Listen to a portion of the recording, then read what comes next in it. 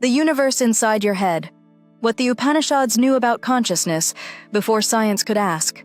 Right now, something impossible is happening. You are aware. There is a you in there. Reading these words, hearing this voice in your mind, experiencing this moment. Not just processing it, feeling it from the inside. And here is the strange part. Science, for all its power, cannot explain how. We can map every neuron in the brain. We can watch the electrical storms of thought light up on a scanner. We can predict, sometimes, what you'll decide before you know it yourself. But that final step, how a kilogram of gray tissue becomes a someone, a witness, an experience, remains the deepest unsolved mystery in all of science. They have a name for it. They call it the hard problem of consciousness. Here's what almost no one tells you. 3,000 years ago, in the forests of ancient India, a group of thinkers sat in silence and asked the exact same question, and the answers they came back with are so strange, and in places so close to where modern science is now reaching, that they're worth taking seriously. Let's go inside. First, what science actually says, because we have to be honest about both sides. For centuries, the dream was simple. Study the brain closely enough, and consciousness will explain itself. And we have studied it, astonishingly well. We know which regions handle vision, memory, fear, language. We can switch experiences on and off with a current, but none of that touches the real question.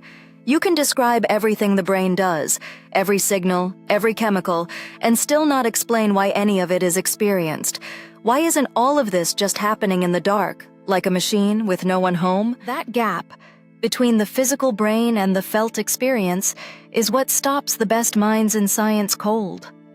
Some now suspect that consciousness may not be something the brain produces at all. That maybe we've been asking the question backwards. Hold on to that thought, because that is exactly where the ancient texts begin. Now, the Upanishads. These are among the oldest philosophical texts on earth, the contemplative core at the end of the Vedas. And they were obsessed with one question above all others. Who is the one that is aware? They made a distinction that sounds startlingly modern.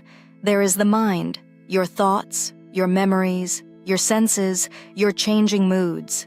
And then there is that which witnesses the mind, the awareness in which all those thoughts appear and disappear. The texts gave it a name, Atman, the self, not the personality, not the body, the pure awareness behind them, the silent witness that is there in every experience, yet is never itself an object you can grab.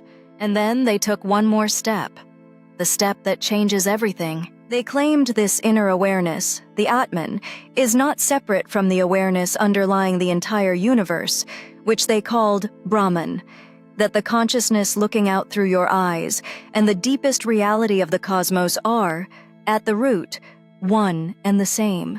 The universe, they said, is not made of dead matter that somehow coughed up a mind.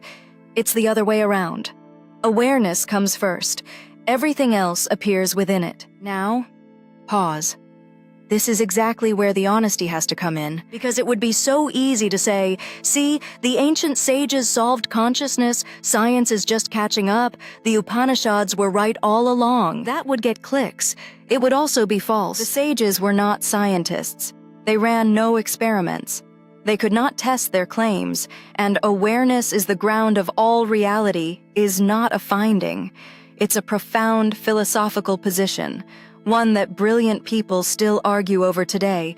The Upanishads did not prove anything about the brain. So let's be precise about what's actually remarkable here. It isn't that the ancient texts had the answer.